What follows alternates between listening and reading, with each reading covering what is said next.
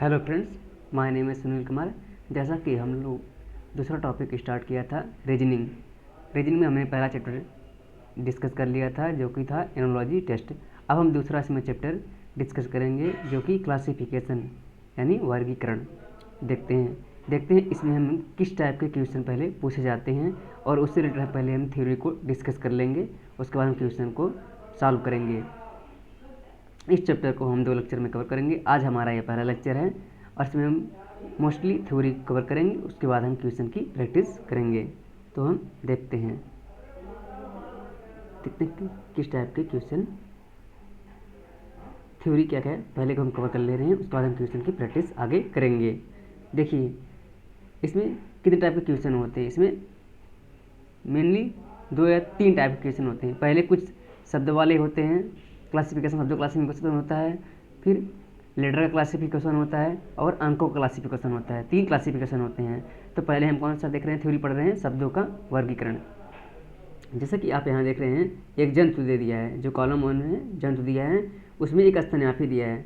स्तन्यापी मतलब कौन कि जो कि बच्चे पैदावार करते हों, जो कि बच्चे कौन दे देते हैं, जैसे मानव हो गया, गाय हो गया, भैंस हो गया, वेल हो गया, चमगादड़ हो गया, चूहा, ये सब कौन से स्तन्यापी होती हैं। उभयचर मतलब जो जल और पानी दोनों में रहते हों। जैसे मगरमच्छ जल में भी रहता है और ज़मीन पे भी रह सकता है, स्थल पे भी रह सकता है। कछुआ भी जल में रह सकता है, स्थल पे भी रह सकता है। घड़ियाल भी स्थल पे रह सकता है, जल पे भी रह सकता है। मेढक भी जल पे रह सकता है, जल में भी रह सकता है और स्थल पे भी रह सकता है। सरीसृप मतलब क्या होता है कि जो रेंगने वाले होते हैं। सरीसृप मतलब कि इनकी रेंगने वाली कैटेगरी को अलग रखा गया है। जैसे सांप ए भी रेंग के चलता है, छिपकली ए भी रेंग के चलती है, मगरमच्छ ए भी रेंग के चलती हैं। सब मछली देखेंगे हम। मछली में कौन कौन सी मछली में होती है, देखो एक स्टारफिश होती मछली होती है, एक होती समुद्री घोड़ा भी, एक मतलब कहाँ था समुद्र में रहता है इसलिए उसे मछली कैटेगरी में रख सकते हैं। हिल्सा एक नाम मछली होती है। शार्क जिसे हगर बोलते वो भी मछली है। बाराकुड़ा ये भी मछली के अंदर आते हैं। अब शाकाहारी शाकाहारी में कौन कहते हैं, गाय भैंस भेड़ बकरी, जो भी गाय भैंस भेड़ बकरी हाथी घोड़ा गधा भेड़, ये सब क्या है जो शाकाहारी कैटेगरी में आते हैं। कौन से मांसाहारी में आते हैं, जैसे कुत्ता ये मांसाहारी है, बिल्ली भी मांसाहारी है, शेर भी मांसाहारी है, लोमड़ी भी मांसाहारी है, चीता भी मांसाहारी है। ये सब कौन है, जंतु हैं। अब हमने जंतु को देख लिया, उसके बाद हम स्टडी करेंगे जो पक्षी के बारे में। कौन कौन सी जो पक्षियाँ होती हैं कि जो शाकाहारी होती हैं, कुछ मांसाहारी होती हैं, कुछ उड़ने वाली होती हैं, कुछ न उड़ने वाली होती हैं। अब देखिए शाकाहारी में आप देख रहे होंगे कौन कौन सी पक्षी आती है। तोता ये क्या हो शाकाहारी होता है, कबूतर मैना कोयल ये 4 क्या होती हैं, शाकाहारी के अंदर आती हैं। अब मांसाहारी के अंदर आप देखेंगे कौन कौन सी आती हैं, चील हो गया, गिद्ध हो गया, कौवा, ये सब क्या होते हैं, मांसाहारी आते हैं के अंदर पक्षी आती हैं। कुछ पक्षियाँ उड़ने वाली होती हैं, कुछ पक्षियाँ नहीं उड़ने वाली होती हैं। जो उड़ने वाली होती है चील हो गया, तोता हो गया, कबूतर हो गया, मैना हो गया, कौवा हो गया, ऐसे बहुत सारे रहते हैं। और न उड़ने वाली होती हैं जैसे कीवी हो गया और मुर्गा हो गया और एक शुतुरमुर्ग हो गया होता है। क्या होता है यहाँ पे एक आप लिख लीजिएगा, शुतुरमुर्ग।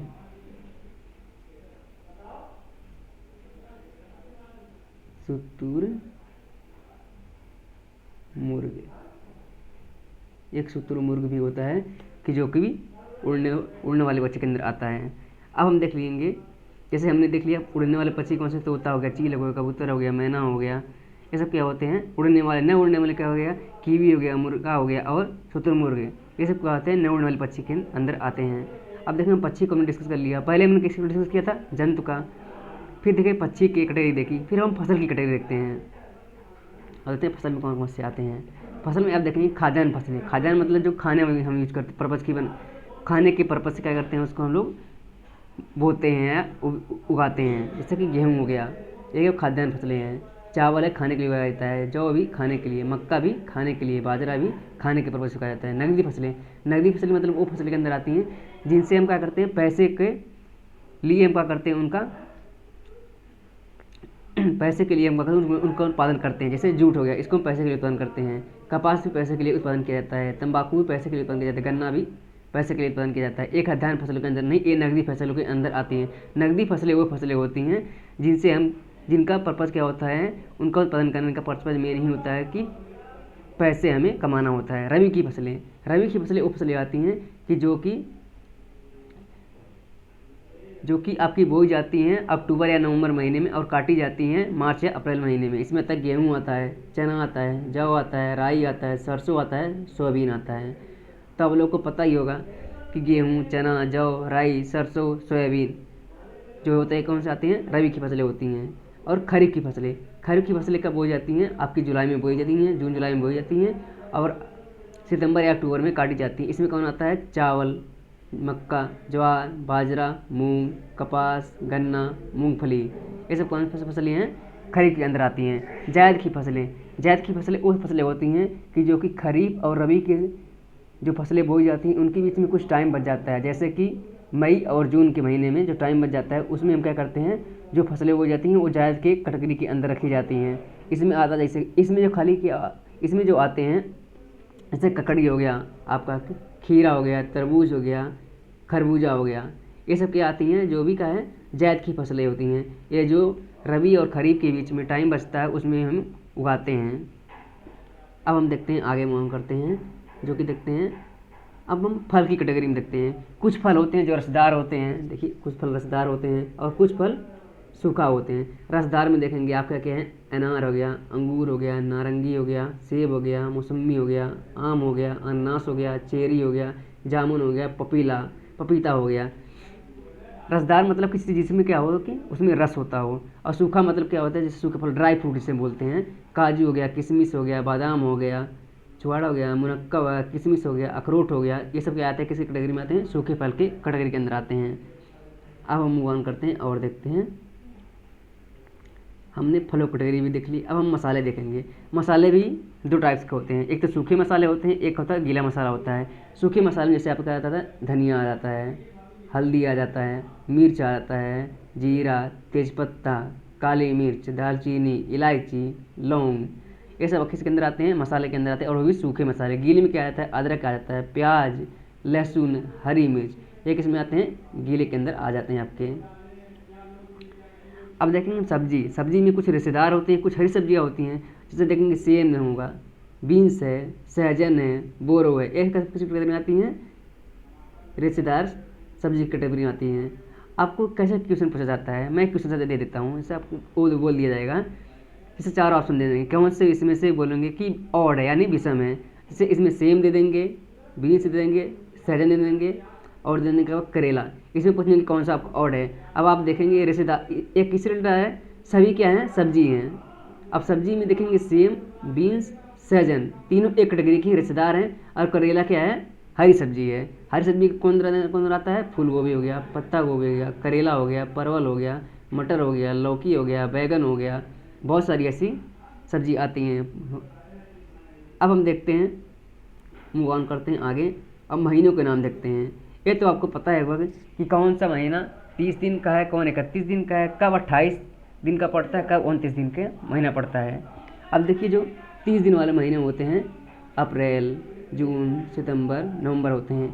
31 दिन वाले महीने होते हैं जनवरी, मार्च, मई, जुलाई, अगस्त, अक्टूबर, दिसंबर। 28 या 29 दिन वाले महीने, 28 दिन वाला महीना जब होता है जब हमारा साधारण वर्ष होता है।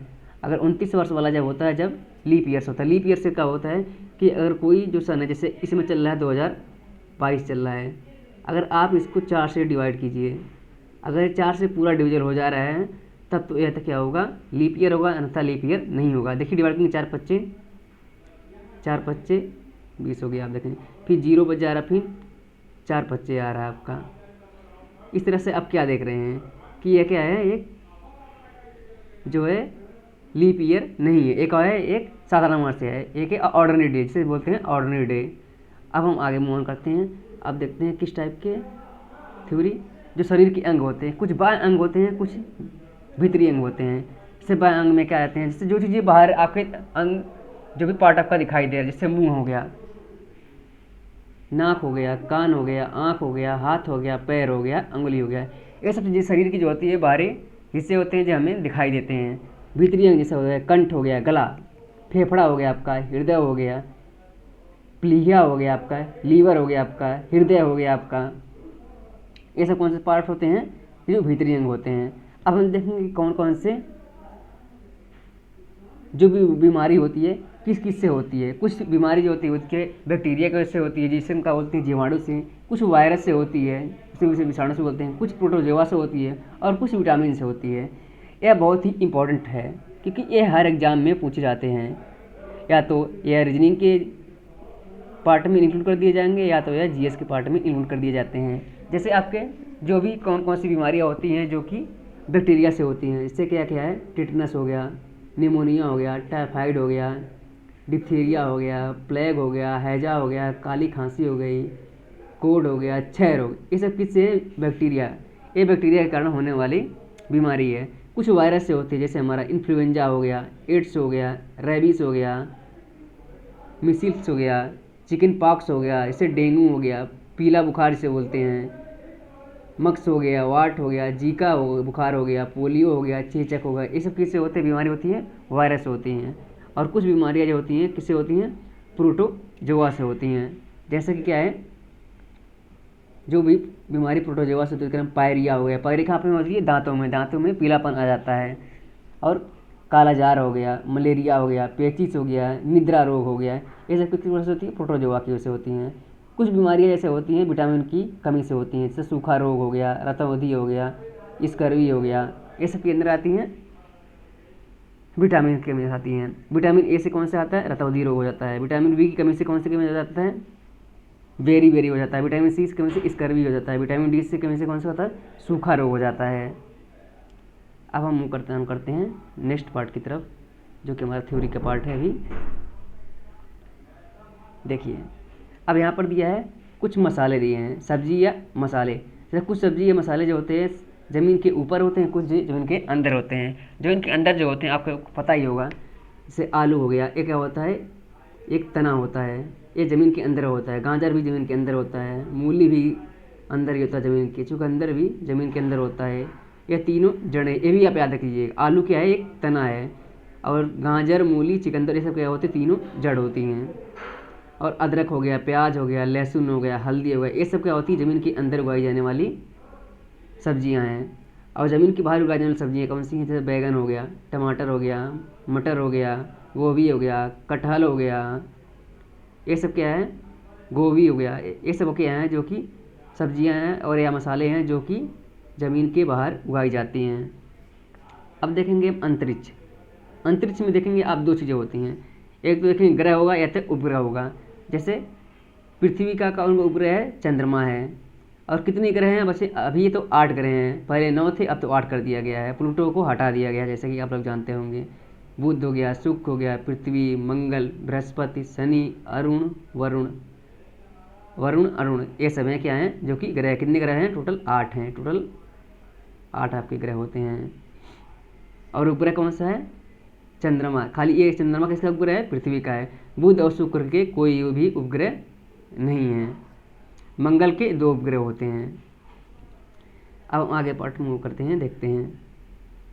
अब हम विज्ञान की शाखाएं, विज्ञान देखेंगे। विज्ञान कितनी शाखाएं होती है, मतलब कितनी ब्रांचेज होती हैं। जैसे भौतिक विज्ञान हो गया, जीव विज्ञान, जंतु विज्ञान आई एम सॉरी, जंतु विज्ञान हो गया, रसायन विज्ञान हो गया, वनस्पति विज्ञान हो गया। ये क्या होती है, विज्ञान की शाखाएं होती हैं। अब विज्ञान में कौन कौन से उपकरण होते हैं, क्या क्या मेजर करने के लिए होते हैं। जैसे फेदोमीटर हो गया, एक है समुद्र की गहराई मेजर करने के लिए यूज होता है। हाइग्रोमीटर क्या, आर्द्रता मेजर करने के लिए होता है। थर्मोमीटर क्या मेजर करने के लिए होता है, टेम्परेचर मेजर करने के लिए होता है। सिस्मोमीटर जो इंस्ट्रूमेंट होता है उसको किसके लिए यूज हम करते हैं, उसको हम भूकंप की तरंगों को मेजर करने के लिए मेजर करते हैं। अमीटर क्या करता है, अमीटर आप जानते हो एम्पियर को मेजर करता है। और क्या है, लेक्टोमीटर जो शुद्ध होती है उसकी प्योरिटी को मेजर करता है। बैरोमीटर क्या करता है, एटमॉस्फेरिक प्रेशर को मेजरमेंट करता है। ये आप लोग को उपकरण याद होना चाहिए कि कौन कौन से उपकरण हैं और किस किस के लिए यूज होते हैं। जैसे राशि हो गई, कार्य हो गया, ऊर्जा हो गया, उष्मा हो गया, शक्ति हो गया, बल हो गया, आवृत्ति हो गया। आप लोग को राशि तो पता है, आपको इनकी यूनिट भी बताना चाहिए। जैसे कार्य हो गया, ऊर्जा हो गया, उष्मा, इन तीनों का मात्रक क्या होता है, जूल या कैलोरी होता है। शक्ति का मात्रक वाट होता है। बल का मात्रक न्यूटन होता है या तो डाइन होता है। आवृत्ति का मात्रक होता है हर्ट्ज होता है या पर सेकंड होता है। अब हम मूव ऑन करते हैं। देखिए यहाँ पर मात्रक भी दिए गए हैं, जैसे कि मात्रक क्या है, वोल्ट हो गया, कैलोरी होगा, एम्पियर किसका मात्रक होता है, करंट का होता है, हर्ट्ज फ्रीक्वेंसी का, कैलोरी उष्मा का, वोल्ट किसका मात्रक होता है, आप लोग को पता होगा ही, विभवांतर का मात्रक होता है। अब जूल, जूल भी क्या है, एक मात्रक है, उष्मा या ऊर्जा या कार्य का मात्रक होता है। अब हम चलते कुछ जो थ्योरी हमारी बची हुई है, जैसे गणित। गणित में कौन कौन सी शाखाएँ होती है, एक रेखा गणित हो गया, जैसे रेखा गणित हो गया, बीज गणित हो गया, अंक गणित हो गया और त्रिकोणमिति हो गया। एक क्या होती है, गणित की शाखाएँ होती हैं। हम वो करते हैं नेक्स्ट। अब देखिए, जो भारत देश है अपना, ये भारत देश कैसे बना है, इसमें कुछ राज्य हैं और कुछ केंद्र शासित प्रदेश हैं। और ये देखिए, इसमें 8 केंद्र शासित प्रदेश हैं और 28 राज्य हैं। आपको सभी केंद्र शासित प्रदेश को नाम बताना चाहिए, दिल्ली, जम्मू कश्मीर, लद्दाख, दादर नागर हवेली एवं दमन दीव इत्यादि ये हैं। अब कितने राज्य देते हैं, 28।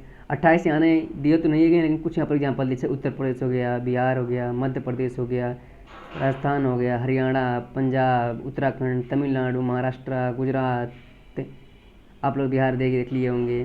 चंडीगढ़ क्या देखेंगे तो चंडीगढ़ क्या होता है, वो क्या है, हमारा केंद्र शासित प्रदेश है। अब हम मूव ऑन करते हैं नेक्स्ट टॉपिक की तरफ, जो कि वाद्य यंत्र है। अब देखिए, जो वाद्य यंत्र होते हैं इसमें भी 3 कैटेगरी होती है। एक तो मुँह से बजाया जाने वाले वाद्य यंत्र होते हैं, कुछ हाथ से बजाए जाते हैं, कुछ तार वाले होते हैं। आप लोग इनकी स्पेसिफिक कैटेगरी को याद रखना बहुत ही ज़रूरी है, क्योंकि एग्जाम में 3, एक सिमिलर टाइप का दे देगा और एक और टाइप का दे देगा, और उसमें से पूछेगा कि कौन सा इसमें से ऑड है, यानी विषम है। जैसे माउथ आर्गन मुँह से बजाया जाता है, बांसुरी भी मुँह से बजाने वाला वाद्य यंत्र है। हाथ से बजाने वाले क्या क्या है, वायलिन हो गया, पियानो हो गया, हारमोनियम हो गया, गिटार हो गया, सितार हो गया, एक तारा हो गया, तबला हो गया, ढोलक। ये मतलब हाथ से बजाते हैं। तबला से देखेंगे, आप लोग देखे होंगे, ढोलक भी देखोगे हाथ से बजाते होंगे, वायलिन भी हाथ से बजाया जाता है, पियानो भी हाथ से बजाया जाता है। आप लोग सब तो देखे होंगे ही। तार वाले कौन से होते हैं, गिटार होता है जिसमें मतलब वायर लगे होते हैं, सितार हो गया, एक तारा हो गया, वीणा हो गया, वायलिन हो गया। ये सब क्या होते हैं, जो कि तार वाले भी होते हैं। अब देखेंगे आप, वायलिन को इसमें दोनों में रखा गया, हाथ से बजाने वाले में भी रखा गया है और तार से बजाने वाले, क्योंकि वायलिन को हाथ से बजाते हैं और उसमें तार लगा होता है, इसलिए दोनों कैटेगरी में रखा हुआ है। अब हम देखेंगे आकृतियाँ। कुछ आकृतियाँ होती हैं जो होती हैं कि द्विवियामी या 2 डायमेंशनल होती हैं, और कुछ क्या होती हैं, त्रिवियामी, मतलब कि 3 डायमेंशनल होती हैं। जैसे आयत हो गया, आप लोग आयत देखेंगे, ऐसे बना देंगे तो क्या हो गया, एक आयत हो गया। एक है 2 डायमेंशन, मतलब एक प्लेन पे है। 2 डायमेंशन मतलब कि एक प्लेन पे है। अब से स्क्वायर हो गया, स्क्वायर मतलब सभी साइड सेम हो गई है। अब वृत्त हो गया, ये सर्कल, मतलब ये देखिए हम प्लेन बना रहे हैं, ये क्या है, 2 डायमेंशन है। त्रिभुज बना दिया, मान लीजिए ये एक प्लेन पे है। अब 3 डायमेंशनल शंकु, शंकु मतलब कि क्या होता है, एक शंकु का शेप कैसे होता है आप लोग जानते होंगे, जैसा कि ऐसे देखिए, शंकु, शंकु मतलब क्या होता है, ऐसे है, ऐसे और ऐसे, ऐसे, ऐसे शंकु बोलते हैं। अब ये रखेंगे तो आप 3 डायमेंशनल होगा, क्योंकि एक प्लेन के अंदर नहीं आ रहा है। एक प्लेन पे रखेंगे तो, लेकिन उसका जो ए क्या होती है, इंक्लाइंड हाइट होती है, इंक्लाइंड हाइट होती है, लेंथ होती है। ए मतलब कौन होती है, वर्टिकल हाइट होती है। तो ये कौन सा है, 3 डायमेंशनल होता है। अब इससे घन, जो क्यूब होता है, क्यूब आप लोग देखे होंगे ऐसे बना हुआ होता है, ये देखिए आपका क्यूब है।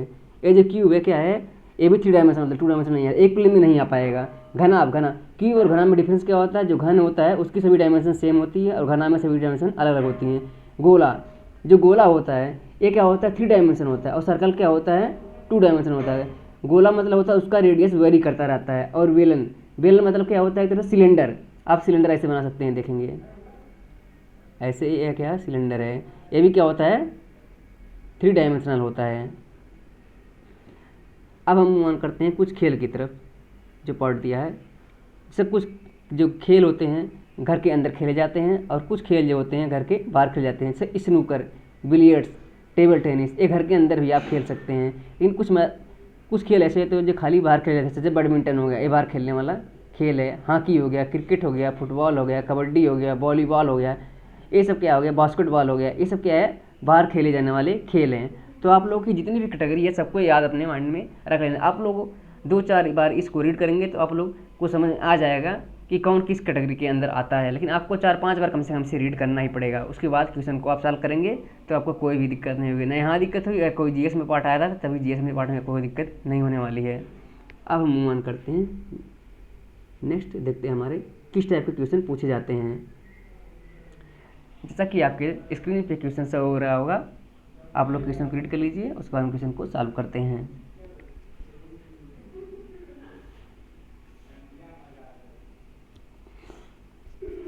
जैसे कि इसमें क्या है, एग्जाम्पल 2 दिया है, आप एग्जाम्पल में जाइए, आप खाली क्वेश्चन को रीड कीजिए। रीड कर लिए होंगे। अब हम देखते हैं, इसमें से आपको ऑड बताना है, कौन सा ऑड है, कौन सा ऑड यानी विषम है, ऑड है, इसमें से कौन सा ऑड है आपको ये बताना है। देखेंगे, अब देखेंगे सांप हो गया, इसमें का ऑप्शन दिए हैं, छिपकली दिए हैं, व्हेल दिए हैं और मगरमच्छ दिए हैं। सांप देखते हैं रेंग के चलता है, छिपकली भी रेंग के चलती है, मगरमच्छ भी रेंग के चलता है, लेकिन व्हेल जो मछली थी ये रेंग के नहीं, पानी में तैरती है। ये मतलब इसका ऑप्शन कौन हो जाएगा, सी सबसे अलग है, क्योंकि ये रेंग के नहीं चलती है।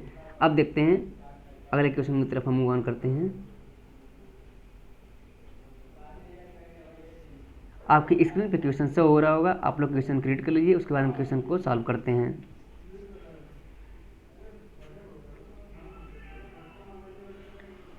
इसमें भी आपको यही बताना है कि कौन सा ऑड है।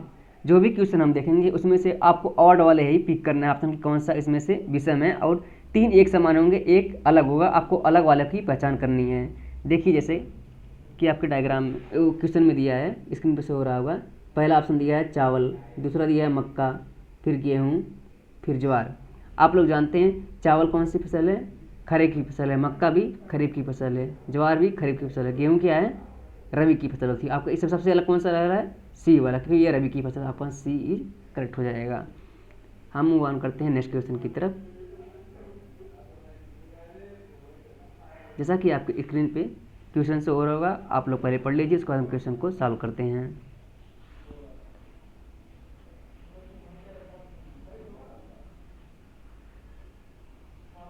अब हम क्वेश्चन को सॉल्व करते हैं।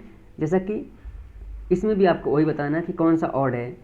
जैसा कि आपके ये पार्ट दिया क्या है, मुंह, दूसरा आँख, तीसरा फेफड़ा, चौथा नाक दिया है। मुंह देखते होंगे बाहर से दिखाई देने वाला अंग है, आँख भी बाहर से दिखाई देने वाला अंग है, फेफड़ा क्या होता है, अंदर होता है, ये भीतरी भाग है, और नाक क्या है, अंदर है। तो सबसे अलग कौन सा इसमें है, सी वाला अलग है, तो आपका आंसर सी हो जाएगा। अब हम ऑन करते हैं नेक्स्ट क्वेश्चन की तरफ।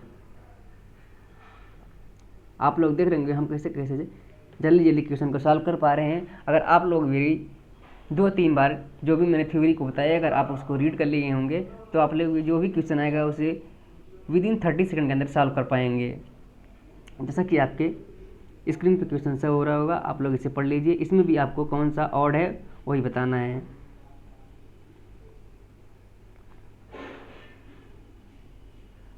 अब हम क्वेश्चन को सॉल्व करना स्टार्ट करते हैं। जैसे कि दिया है, पहला क्या दिया है, कैलोरी, दूसरा उष्मा, तीसरा कार्य, चौथा बल दिया है। अब देखोगे कैलोरी, कार्य, उष्मा सब क्या एक तरह से एक ही क्वांटिटी को रिलेट कर रही हैं जी। सबका मात्रक क्या होता है, जूल होता है, लेकिन बल का मात्रक क्या होता है, न्यूटन होता है। सबसे अलग क्या है, बल है, तो ऑप्शन आपका डी इज करेक्ट हो जाएगा। अब हम मूव ऑन करते हैं नेक्स्ट क्वेश्चन की तरफ। देखिए जैसा कि आपके स्क्रीन पे क्वेश्चन से हो रहा होगा, आप लोग क्वेश्चन रीड कर लीजिए, और इसमें भी आपको यही बताना कि कौन सा ऑड है। जितने भी क्वेश्चन है सभी को आपको बताना होगा कि कौन सा ऑड है। 3 सिमिलर टाइप के होंगे, एक उसमें से अलग होगा। आप लोग क्वेश्चन को रीड कर लीजिए, इसको क्वेश्चन को हम सॉल्व करते हैं।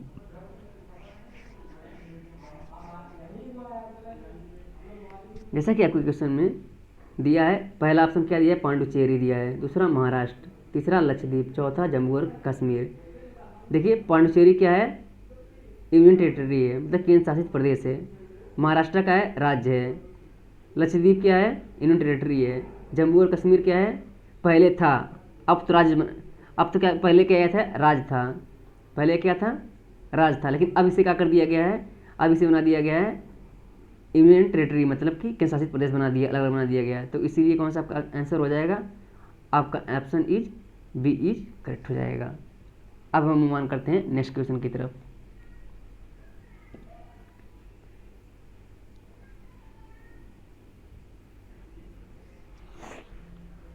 जैसा कि आपके स्क्रीन पे क्वेश्चन से हो रहा होगा, आप लोग क्वेश्चन को रीड कर लीजिए। इसमें से भी आपको वही बताना है कि कौन सा इसमें से ऑड है। 3 सिमिलर टाइप के होंगे, एक अलग टाइप का होगा।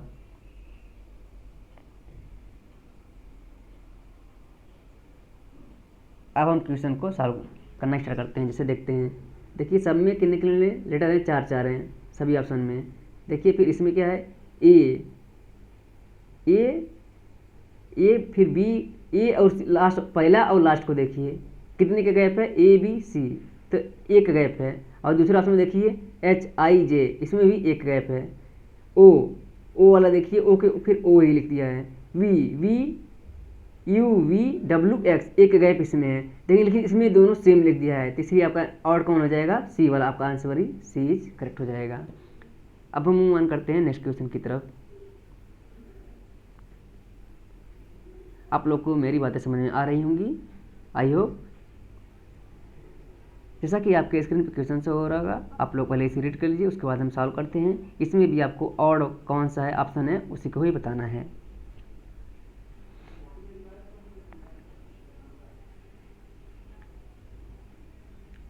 अब हम क्वेश्चन को सॉल्व करना स्टार्ट करते हैं। जैसा कि 4 ऑप्शन इसमें दिए गए हैं, इसमें से कौन सा आपको ऑड है वो बताना था। जैसे PQS, इसमें देखेंगे PQ कैपिटल में है, स्मॉल एस जो एस है स्मॉल लेटर में है। इसमें देखिए ए और बी क्या कैपिटल में, स्मॉल टी क्या है स्मॉल लेटर में है। MN क्या है, इसमें 2 लेटर इसमें क्या स्मॉल में आ गए हैं, 1 लेटर कैपिटल में आ गया। और इसमें देखिए D और E कैपिटल लेटर में लिखेंगे और F क्या स्मॉल लेटर में लिखा गया है। तो सब में देखिए ABD में सब में 2 कैपिटल है और 1 स्मॉल लेटर है। और इसमें क्या दिया है, 2 स्मॉल लेटर 1 और 1 कैपिटल लेटर, इसलिए आपका सबसे अलग कौन हो जाएगा, सी वाला। Option C is correct. आप लोग को मेरी बातें समझ में आ रही होगी। अब हम मूव ऑन करते हैं नेक्स्ट क्वेश्चन की तरफ।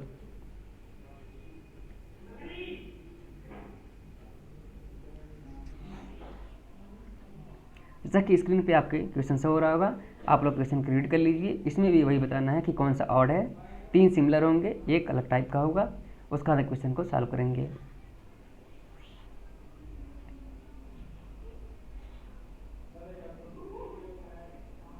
अब हम क्वेश्चन रीड करना स्टार्ट करते हैं। जैसा कि 4 ऑप्शन दिए हैं, ABCD। देखिए WJWYO, इसमें देखिए W 2 बार रिपीट हुआ है। इसमें देखिए कोई A 2 बार रिपीट हुआ है, देख लीजिए। इसमें देखिए E 2 बार रिपीट हुआ है और T भी 2 बार रिपीट हुआ है। इसमें देखिए कोई भी लेटर 2 बार रिपीट नहीं हुआ है, तो आपको ऑड वाला ही पहचानना है, तो इसलिए आपका answer is D is correct. अब हम मूव ऑन करते हैं नेक्स्ट क्वेश्चन की तरफ। जैसा कि आपके स्क्रीन पे क्वेश्चन शो हो रहा होगा, इसमें से भी आपको ऑड वाला ही पहचानना है। आप लोग क्वेश्चन रीड कर लीजिए, उसके बाद हम क्वेश्चन को सॉल्व करना स्टार्ट करते हैं।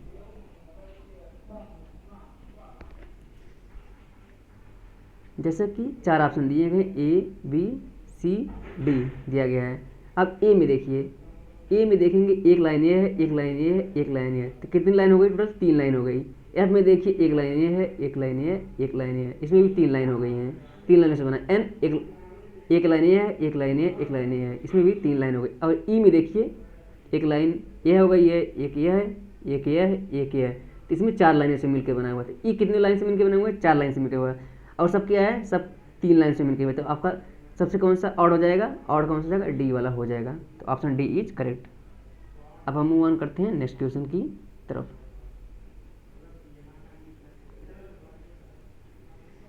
देखिए कि आपके स्क्रीन पे क्वेश्चन से हो रहा होगा, आपको बताना कि इसमें से कौन सा ऑड है।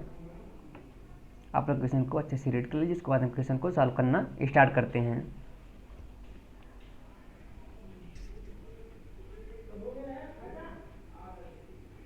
अब हम क्वेश्चन को रीड करते हैं। जैसा कि पहला ऑप्शन है 484, दूसरा 442, तीसरा सी वाला 361 और डी है 289। आप देखेंगे 484, आप देखेंगे 22 का स्क्वायर अगर आप करते हैं तो आपको मिलता है 484। अगर 442 का देखेंगे, ये किसी का स्क्वायर नहीं होता है। 361 जो है ये आपका 19 का स्क्वायर होता है, और जो कि 289 जो है ये आपका 17 का स्क्वायर होता है। तो देखेंगे ए हो गया, सी हो गया और डी हो गया, ये किसी न किसी संख्या के स्क्वायर हैं, लेकिन ये जो भी ये किसी संख्या का स्क्वायर नहीं है, तो आपका आंसर इज डी हो जाएगा। अब हम मूव ऑन करते हैं नेक्स्ट क्वेश्चन की तरफ। जैसा कि आपके स्क्रीन पर क्वेश्चन से हो रहा होगा, आप लोग पहले इसे रीड कर लीजिए, उसके बाद हम क्वेश्चन को सॉल्व करते हैं।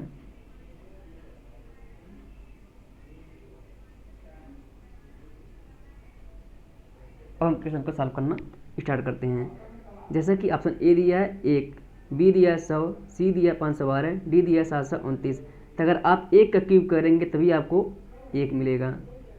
अगर जो 100 दिया है या 10 का स्क्वायर लिख सकते हैं ओनली, और जो 512 दिया है उसको क्या लिख सकते हैं आप, 8 का क्यूब लिख सकते हैं। और जो 729 दिया है इसको आप क्या लिख सकते हैं, 9 का क्यूब लिख सकते हैं। लेकिन देखेंगे कि जो ऑप्शन ए है इसे भी क्यूब के रूप में लिखा सकता है, 1 का क्यूब है। ऑप्शन बी 10 का स्क्वायर ओनली है। ऑप्शन सी जो है 9 का क्यूब लिख सकते हैं। और ऑप्शन डी क्या लिख सकते हैं, 8 नहीं, ऑप्शन सी जो लिख सकते हैं उसे 8 का क्यूब लिख सकते हैं। और ऑप्शन डी जो लिख सकते हैं 9 का क्यूब लिख सकते हैं। लेकिन इसको जो बी वाला है जो 100 है, इससे खाली स्क्वायर के रूप में लिखा जा सकता है, इसलिए आपका answer is correct. I hope जो भी मैंने आपको कॉन्सेप्ट बताए होंगे आपको क्लियरली समझ में आ चुका होगा। अब हम यही अपने सेशन को आज एंड करते हैं, और अगला सेशन हम जल्दी ही लाएंगे।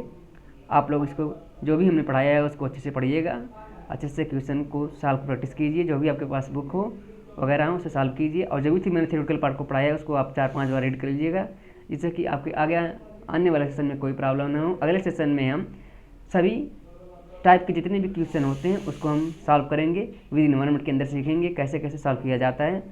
Thank you so much.